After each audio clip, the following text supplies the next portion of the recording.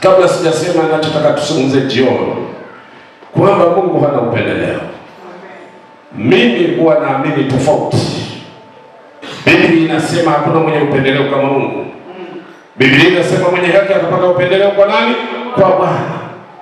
Nilikuwa namtazama Bishop aliyopendelewa, nikaangalia mtoto wake anaposhughulika, nikamwangalia mama alivyo mwimbaji mzuri madhabahuni. Huyu Mungu ana upendeleo bwana. Bwana Yesu asifiwe sana. Huo ndio ukweli. Mwenye haki watapata upendeleo kwa nani? Kwa Bwana. Na ukitaka kujua Mungu ana upendeleo, wakati wana wa Israeli wanaangalia Wamisri wanazika watoto wao, kwao hakufa mtoto hata mmoja. Bwana Yesu apewe sifa. Wakati kule wataliwa wa kwanza wanakufa, huku kuko salama. Mungu ni Mungu mwenye upendeleo. Jioni ya leo sitakuwa na jambo zito, lakini la muhimu sana. Kwa nini leo watu wanatafuta miujiza hata kwa kulazimisha? Kwa nini? Kwa nini leo watu wengi wanamuomba Mungu, wanamuona Mungu hajibu? Ni kwa nini? Amezungumza hapa ndugu yangu Eric, anasema yeye hahubiri kile asichoishi. Na hii leo ujumbe wangu ni sehemu ya maisha yangu. Bwana Yesu apewe sifa. Hili tatizo ambalo linalikuta kanisa lilimkuta nabii mmoja anaitwa Isaya. Katika Biblia tuna manabii wakuu. Wapo manabii wadogo na wale manabii wakubwa. Jambo linalolikuta leo kanisa, mtumishi wa Mungu Bishop, lilimkuta Isaya. Isaya alisema neno hili ambalo nataka tujifunze leo. Tukiliweza hili, tutaona miujiza ndani ya nyumba ya Mungu. Tutaona uponyaji ndani ya nyumba ya Mungu. Hakutakuwa na haja ya kufeki miujiza. Tutamwona Mungu akitenda wazi wazi. Uko tayari tujifunze wapendwa? Hebu tuangalie hili jambo alilisema Isaya, sura ya 6 mstari wa 1. Hapa ni mahali pazuri mno, sura ya 6 ya Isaya mstari ule wa 1. Na katika matengenezo ya kanisa nimelipa neno hili kikwazo kikubwa cha kumwona Bwana leo. Alikuwa nacho Isaya. Mstari wa 1, Biblia inasema hivi: katika mwaka ule alipokufa mfalme Uzia, nalimwona Bwana. Katika mwaka ule aliyekufa mfalme Uzia, nalimwona Bwana. Watu wengi leo katika maisha yetu tuna mfalme Uzia amezuia miujiza yetu, na kila mmoja wetu hapa anaye. Baada ya dakika 5-10 utafahamu hata wewe yupo Uzia. Lazima afe kwanza, ndipo utakapomwona Bwana. Bwana Yesu asifiwe sana. Uzia alikuwa anatumika wakati wa mfalme, na alikuwa anaingia ikulu na kutoka ikulu. Hakuwa na haja kutafuta Mungu. Alichokuwa anakitaka kilikuwepo, alichokuwa anakihitaji kilipatikana. Maana yake alihitaji heshima zaidi, alihitaji kuheshimiwa zaidi na mahitaji ya mwili zaidi kuliko kumwona Bwana. Ndio lilikuwa tatizo la Isaya wakati ule, na hilo ndio tatizo la leo. Watu wengi wanapenda heshima leo kuliko vile wanavyomheshimu Mungu wetu. Jina la Bwana Yesu libarikiwe. Biblia inasema, Isaya nashukuru hapa, nasema alipokufa mfalme Uzia, nalimwona Bwana. Naomba nisikilize. Mfalme Uzia akiwa hai, sio rahisi kumwona Mungu.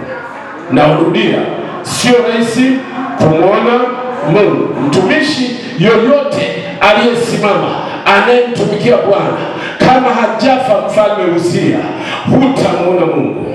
Tena kuna wakati fulani usimsubiri mfalme Uzia afe, ikiwezekana muue. Oh, haleluya. Bwana Yesu asifiwe sana. Naomba nisikilize. Mwaka mmoja nilikuwa niko na kanisa pale Hananasif Kinondoni. Mimi na mama anafahamu, anakumbuka. Baadaye nikapigiwa simu na mzee Glola. Alikuwa anamaliza Frelimo kule Mbeya, kule Iringa. Akaniambia nakuja Jumanne, nakuja kanisani kwako. Jumanne nakuja kanisani kwako. Aliponiambia nikasema, Mungu nifanyeje? Na mimi ndio ninaanza kulijenga lile kanisa. Fedha sina, hela sina, najenga lile kanisa la pale Nasifu. Nakumbuka siku moja nikawaambia washirika wangu, naomba tumuombe Bwana ili Mungu atupatie mbao, atupatie bati. Nilipomaliza kuambia tumuombe Bwana, tulipomaliza kumuomba Mungu, nikaja kufanya semina kwa Bishop Nyenye kule Kigamboni. Nimekwenda kufanya semina kwa Bishop Nyenye. Baadaye nimemaliza Jumatatu, nikaenda nikaamua sasa nianze ujenzi. Mfukoni na shilingi 80,000 mfukoni, tena nilikuwa kwenye mfuko wa shati. Nikaondoka nikamfuata mtu mmoja, ni rafiki yangu wa karibu, nikamwambia niazime gari yako ili niende nikanunue mbao kule Tazara ili nipakie nisipate gharama. Nikapakia mbao nikazileta pale kanisani, lakini wakati namsihi Bwana, naomba nijenge kanisa lako, hela sina. Ilibidi lazima nimlazimishe mfalme Uzia afe kwanza, lakini kabla hajafa nikapata wazo. Nikamwendea mtu mmoja nikamwambia na shida ya kujenga kanisa. Akaniambia nina bati 60, njoo uzichukue. Zile bati zilikuwa za zamani, nikaenda nikazibeba zile bati 60 nikazipeleka pale kanisani. Najenga kanisa la bati 60. Nimefika pale na zile bati nimezishusha, nasema Mungu asante, nimepata bati. Akaniambia usinitafute kwenye vitu vya zamani, mimi ni Mungu mpya. Bwana Yesu apewe sifa. Uliwahi kuisikia sauti yake akisema, na mzee kulala anakuja Jumanne, natakiwa nifanye kazi hiyo kwa haraka. Mungu amekataa hizi bati za zamani, hataki. Nina bati 60 amekataa. Nikasema Mungu nifanyeje? Baadaye nikaacha kutazama watu, msaada wangu utatoka wapi? Nikaamua msaada wangu unatoka kwa Bwana. Jina la Bwana Yesu libarikiwe. Wewe nisikilize, msaada wako ukimtazama mwanadamu, hutauona mkono wa Mungu, hutauona hata siku moja. Lazima mfalme usiyafanya nini? Afe. Wakati ule nikawaita mafundi, nikawaambia tena ni mafundi wa kujitolea. Mmoja alipofanya kwa kujitolea, nikamwambia Mungu atakuinua, utakuwa mtu mkubwa. Leo ni mkubwa kuliko mimi, ni askofu wa makanisa fulani. Jina la Bwana Yesu libarikiwe. Wanapopiga ile kenchi, wanapiga wakaniambia, Pastor, tunaanza kupiga papi. Bati ni za futi ngapi? Na waza zilizokuwepo, zingine ni futi 6, zingine futi 8, zingine futi 10 za zamani, na Mungu amezikataa. Nikatazama juu nikamwambia bati za futi 10, wakasema Pastor, tunapiga papi, hatutazifumua. Nikamwambia sawa, fanyeni namna hiyo. Maana yake sasa mfalme Uzia amekufa. Nimekaa siku hiyo hata 500 sikuwa nayo ya kununulia maji. Nina kiu, kichwa kinaniuma. Nikakuta ghafla naangalia upande wangu wa kulia, maana ile mahali nilipokuwa najenga kanisa tulikuwa tunapakana na shule ya msingi. Wakati ule nikaangalia upande wa kulia, gari ya Isuzu ikaja, tani 7 zile za zamani. Akafika mtu akapaki ile gari, alishuka, ni mtu mrefu, sio malaika, mtu. Naomba elewa, mtu sio malaika. Akafika pale akasimama, anauliza kwa mchungaji Fijelo. Yeye hanifahamu na mimi simfahamu. Amepaki gari hapo. Mimi nina kiu ya maji, shilingi 500 mfukoni sina, kichwa kinaniuma, bati zinatakiwa za zamani, Mungu amezikataa. Hebu nisikilize mpendwa. Unajua kilichotokea ni nini? Nikamwambia ni nini? Akaniambia kuna bati 60 hapa kwenye gari. Nikamuuliza za futi ngapi? Akaniambia za futi 10. Nikasema shusheni haraka. Jina la Bwana Yesu libarikiwe. Ameshusha zile bati na tazama, nikasema heri mfalme Uzia akafa. Akifa mfalme Uzia utamwona Bwana. Jina la Bwana Yesu libarikiwe. Baada ya kushusha zile bati, na mimi nikarudi kwa mafundi, nikamwambia sina bali pa kulaza, nataka bati hizi zianze kupigwa leo. Wakasema hakuna neno, tuko wengi. Wakaanza kuzipiga zile bati 60, walizipiga. Inafika saa 12 wananiambia mchungaji, ongeza basi 6, na mimi sina. Aliyeleta simjui, jina lake silijui, katoka wapi sijui. Bwana Yesu apewe sifa.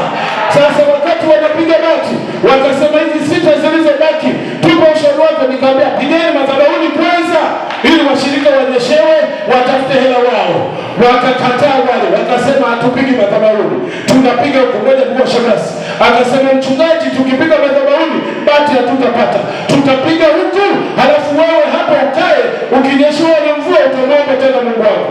Wakapiga pale, zikabaki bati 6.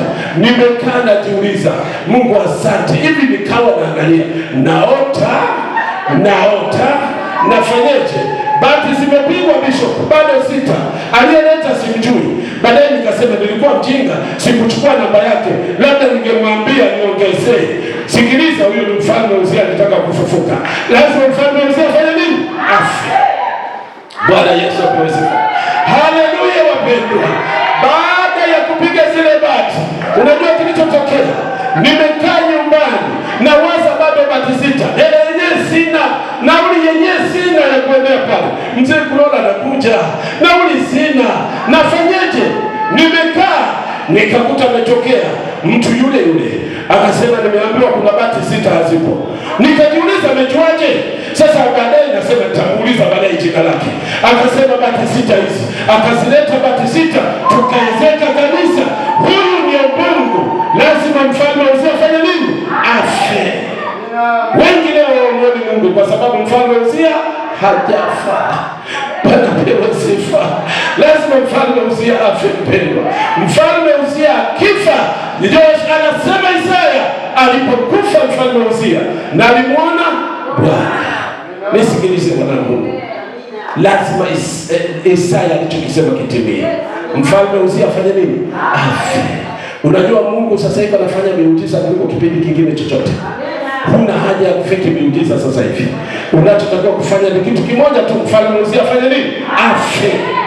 Akifa mfalme Uzia, inawezekana na ukafanikiwa. Hebu niende kwa haraka kwa sababu ninajua kuna mhubiri anakuja. Haleluya. Hebu nisikilize kidogo. Wakati fulani tukatafuta uwanja, tukapata pale tulipo ambapo tunajenga sasa hivi. Wakati tumepata ule uwanja, tumeanza kujenga. Kuna jambo moja likanisumbua sana.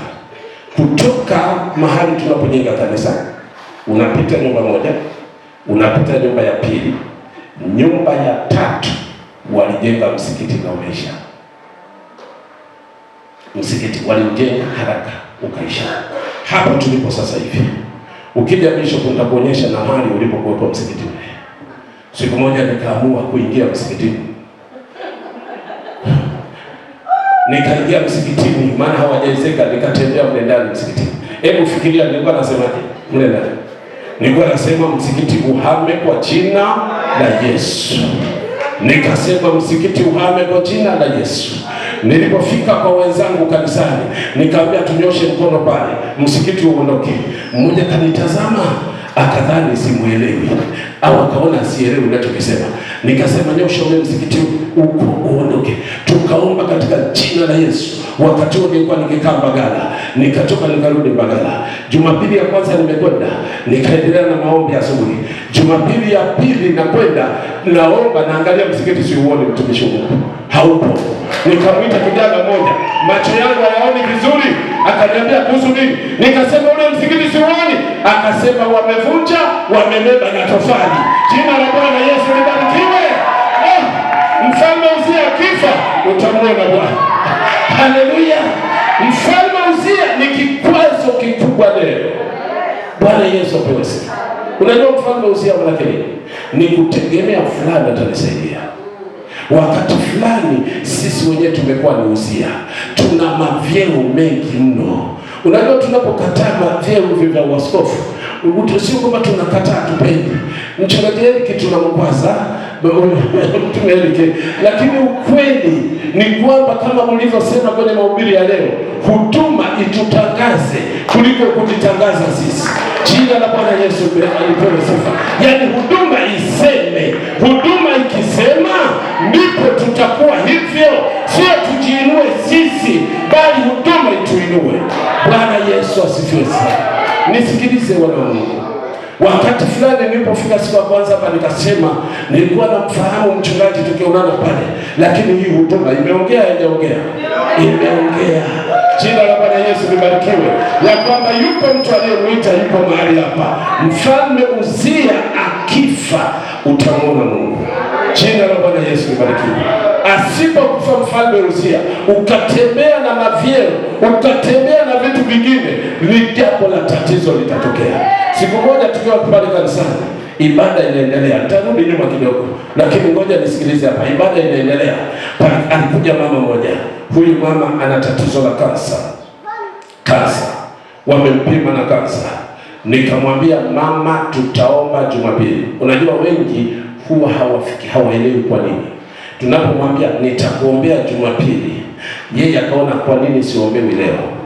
Kwa nini? Mama yule nikamwambia njoo Jumapili tutafanya maombi na wewe. Sasa Jumamosi nilikuwa na shughuli fulani. Nikaalika maaskofu wengi, wamekuja na kola na wengine na misalaba. Unajua waskofu ni mzuri. Hakuwepo askofu mmoja tu aliyekuja na bakora na ile fimbo. Ile sikumuona. Maaskofu wale wengi walipokuwepo, mama yule akaja kuninong'oneza, mtumishi wa Mungu, naomba waniombee. Nikasema sawa. Maaskofu wanataka kuondoka, nikamwambia njoo watumishi wa Mungu tuombe juu ya mgonjwa huyo. Wakaweka mikono, wakaomba. Yule mama ameondoka na mimi nikasema sawa. Jumapili akaja. Mama vipi? Akasema hali yangu ni mbaya tu, bado inaendelea. Sasa nikajua Uzia kwake amekufa. Maana yake maaskofu hawapo tena, wenye kola zile hawapo tena, wanene wenye nguo zile za rangi za kiaskofu, unaelewa ninachokisema, hawapo, wenye mashati ya zambarau. Baadaye tukamwambia Jumapili njoo mama. Alipokuja pepo zikalipuka, tukakemea, jina la Bwana Yesu libarikiwe. Maana yake Uzia wake alifanya nini? Alikufa. Anapewa sifa. Uzia kifa, hakuna jambo litakuwa haliwezekani kwako. Bwana Yesu apewe sifa. Lazima Uzia afanye nini? Afe kwanza. Sasa nisikilize Bishop. Leo naongea na Bishop hapa. Nilikuwa naendelea na ujenzi. Nikwambie kweli, kama Uzia kifa, Mungu anajitokeza kama alivyo kwenye hitaji lako. Mradi Uzia afanye nini? Afe kwanza. Uzia sipokufa una mateso, kwa sababu unaweza kukaa ukamtazama Uzia wako. Unajua mauzia wengine wanaweza kuwa ni washirika wetu, akawa ni Uzia, mshirika ni Uzia, mshirika akawa ni Uzia. Unategemea msaada, askofu wako akawa ni Uzia, kwamba askofu atanisaidia, badala ya Bwana Mungu atanisaidia. Jina la Bwana Yesu libarikiwe. Naomba nisikilize kwa makini. Wakati naendelea kujenga, hakuna siku iliniuma kama siku moja. Imetokea mara nyingi. Ndio maana nasema ni sehemu ya maisha yangu. Uzia alipokufa, mimi nikamwona Bwana. Bwana Yesu apewe sifa. Hiyo siku hawa nilio nao pale kanisani wanaelewa ninachosema. Ilikuwa siku ya Jumapili. Kabla ya Jumapili, mafundi walikuja wakafanya kazi ya ujenzi. Nikawalipa, wakawa wananidai shilingi 51,000. Na sina. Hii gari naitumia Bishop. Nilikuwa siitumii gari hiyo. Nilikuwa natumia Blex Mbemba. Ndio gari nilikuwa naitumia, ndio naifahamu. Nilikuwa situmii hiyo. Hii GXL sikuwa situmii hiyo gari. Nilipaki pembeni, tulikuwa tunampelekea nursery school. Yule bwana hebu simama sana, yule ndio tulikuwa tunampelekea nursery school. Baada ya hapo tukaipaki gari, nikapanda chini, niko kwenye VX. Na VX ni gari ya heshima kutembelea mpendwa. Bwana Yesu apewe sifa. VX hata ilikuwa nikija trafiki, wakija akisimamisha napiga saluti kwanza. Nakumbuka siku moja nilikuwa napita mahali niko 130. Trafiki akanisimamisha. Niliposimama akaja akaniambia shikamoo mzee. Akishasema shikamoo imeisha hiyo. Bwana apewe sifa. Akaniambia samahani, ulikuwa unatembea hapa kilomita 125. Nikamwambia nimepunguza hapo nyuma nilikuwa 130. Akaniambia hapa mahali inatembea kilomita 50. Nikamwambia nina kikao Morogoro, na nilikuwa na kikao Morogoro. Akasema sawa mzee, tembea taratibu, unaruhusiwa upite. Hebu pita na kanoa kabovu au KGX kabovu, 30,000 utalipa tu. Bwana Yesu apewe sifa. Utalipa. Sasa wewe akakaje TX kadogo niliwahi kusimamishwa na polisi siku moja. Unajua baadaye unabidi utamke cheo. Unajua mimi ni askofu, unajua. Baada yake Kenya akakutangaza. Bwana Yesu apewe sifa. Bwana Yesu asifiwe sana. Uzia akifa utamwona Bwana.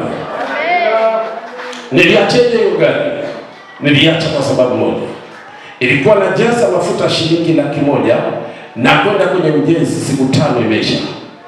Baadaye nikakachukua haka TX kadogo nikijaza 100,000 nilikuwa nakwenda mara 15. Utatembelea hivi. Utatembelea hii. Bwana Yesu apewe sifa.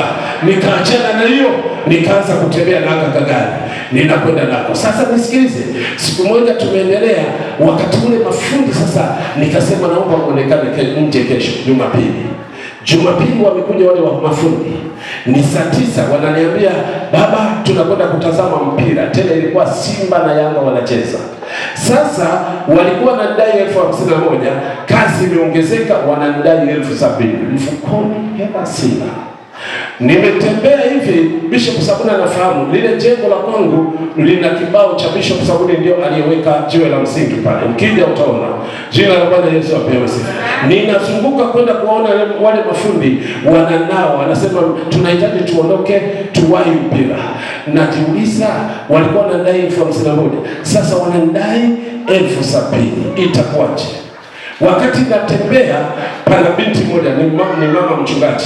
Mamake mzazi ni huyu mama hapa, mchungaji hapa Celestine. Sasa binti yake wa kumzaa akanifuata kaniambia, mchungaji, kuna mtu anataka kuongea na wewe.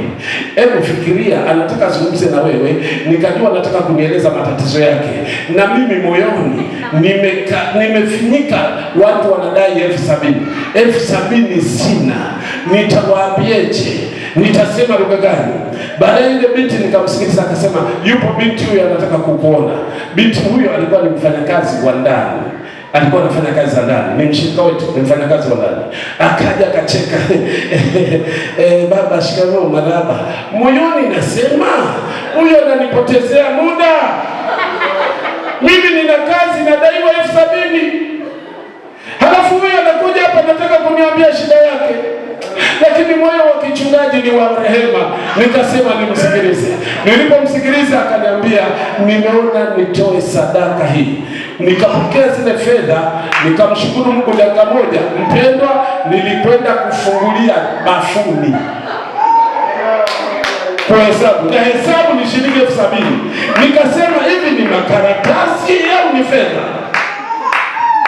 Hebu fikiria nilitokaje kule. Nilikuwa natoka na cheka. Nikasema huyu ndio Mungu ninayemtumikia. Haleluya. Mafundi wamemaliza, wakapewa shilingi zao. Nilikuwa laki na kitu wakati ule. Nimemaliza kuwalipa, nikasema asante Mungu, maana Uzia kifa Bwana utaonekana. Lazima Uzia afe kwanza. Haleluya. Lakini kuna siku moja Uzia huwa anakufa wakati wanafufuka. Pastor Uzia huwa anafufuka. Siku moja nimemaliza kujenga pale, nimepandisha kenchi, akaja mtu mmoja akafika akasema, Pastor Finyani hongera kwa kazi hii. Nikasema ndio. Hizi bati zinataka kiasi gani? Bati moja bei gani? Nikampigia hesabu, bati moja ni shilingi 136,000. Akasema jumla kiasi gani? Ni kiasi fulani. Akasema Jumatano ninakupatia fedha ukanunue bati.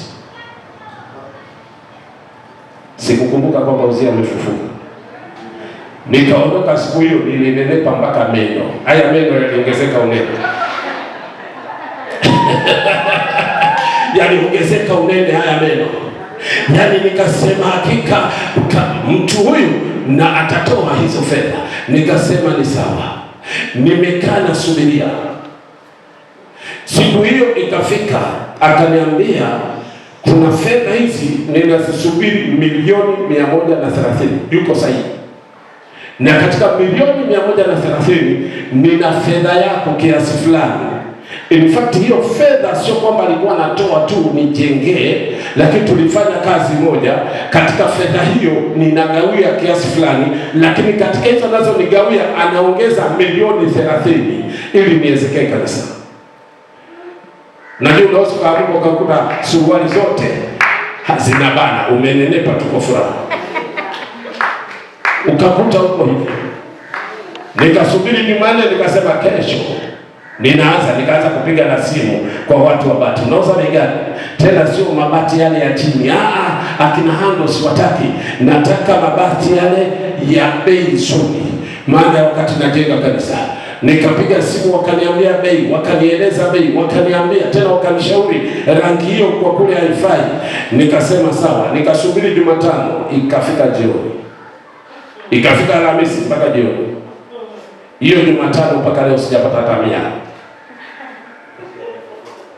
Amefufuka Uzia. Amefufuka Uzia. Nikasema Mungu wangu, kumbe Uzia huwa anakufa na kufufuka. Ikabidi niamue kumuua tena Uzia ili nimtazame Bwana. Lakini kuna siku nilikuwa nimekaa nyumbani, tuko na mama mchungaji. Baadaye akanipigia simu mpendwa mmoja. Alikuwa anasali kanisa la Temeke. Nimekwambia ujumbe wangu wa jioni ni maisha yangu.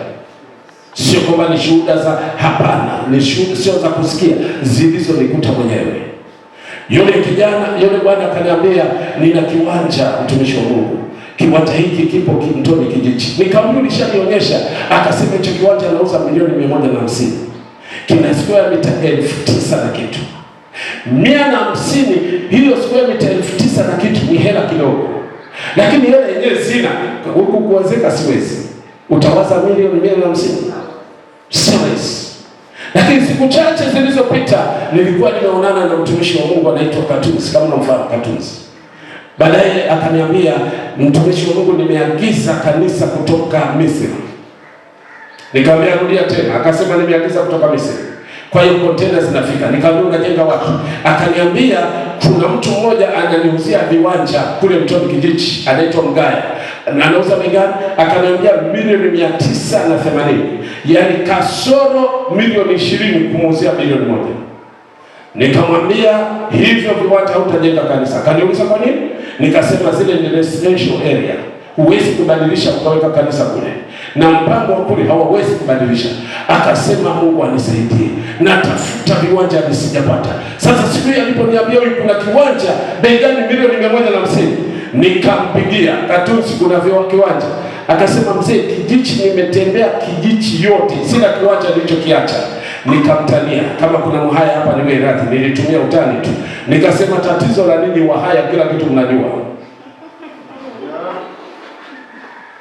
Wahaya wana tabia nzuri naipenda. Kuna Mhaya yote hapa? Hebu mnyochoka. Mhaya yote. Kama hujui yupo, hebu mnyochoka. Kama hayupo, naomba nikwambie, Wahaya hawapendi mambo ya chini. Wanataka mambo ya juu. Kuna mmoja alikodi helikopta kwenda kumchukua mtoto wake shuleni, kumrudisha nyumbani, helikopta amekodi. Tena mtoto wa nursery school anasema sitaki mtoto wangu apate shida. Bwana Yesu apewe sifa. Haleluya. Amen. Oh, Bwana Yesu asifiwe sana. Nisikilize kidogo. Sasa tukaonana na Katunzi. Tukaenda tukakiona kile kiwanja. Tuko na mama mchungaji. Tukazunguka kile kiwanja, halafu nikamuuliza yule anayeuza, hebu njoo. Akaja. Nikamuuliza ulisema bei gani? Maana yake nilisema hivyo kwa makusudi, ananijua mimi sina hela. Katunzi ana fedha, angempandishia. Akasema nilisema $150,000. Nikasema, Katunzi akasema kesho saa 12 nakuja na wazee wangu wa kanisa. Saa 12 asubuhi. Akatuchukua tukapita nyumbani kwake, alikuwa hajahamia. Unakumbuka ile nyumba ya ghorofa. Tulipofika hapo tusindikiza, akasema mchungaji Fidel, mzee wangu, ile jengo linataka shilingi ngapi? Nikamwambia, akasema nalipa gharama yote. Nimusia alikuwa hakulipa hata suru. Hakulipa hata suru. Sasa hiyo siku nilinenepa kidogo, sikunenepa sana maana namjua Uzia. Bwana Yesu asifiwe sana. Saa 10:22 sije nikapitisha muda. Bwana apewe sifa. Naweza kuendelea kidogo. Haleluya. Naomba nisikilize mpendwa. Baadaye akaja siku hiyo kunitembelea. Alifika pale akaangalia, akaniambia hivi hapa kazi imebaki askari. Nikamwambia $3.8 milioni. Akasema hizi nitazitoa. Ahadi 2 zote hazijatimia mpaka leo. Bwana pewe sifa. Na hata hivi sasa hivi nitatafuta siku niende. Nilipigia simu, alikuwa wapi? Alikuwa Tabora. Sasa nitaka tuonane, nasema nitakuja nikutembelee, nataka nimwambie wewe usiakufa kwanza ili nimuone Bwana. Bwana Yesu asifiwe sana. Nisikilize kanisa. Baada ya kuondoa mawazo kwa yule wa kwanza, kuondoa mawazo kwa yule wa pili, nikamwambia mama, tuinue macho yetu juu, usiafe. Bwana Yesu asifiwe sana. Baada ya kuinua macho yetu, nakwambia tumemaliza kuwezeka sasa. Haleluya. Maana yake Uzia alifanya nini? Alikufa. Uzia asipokufa, mpendo, sio rahisi mpaka Uzia afe kwanza. Kwa nini leo miujiza mingi haifanyiki?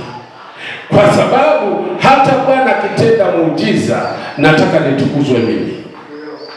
Bwana Yesu asifiwe sana. Nataka mimi nisifiwe.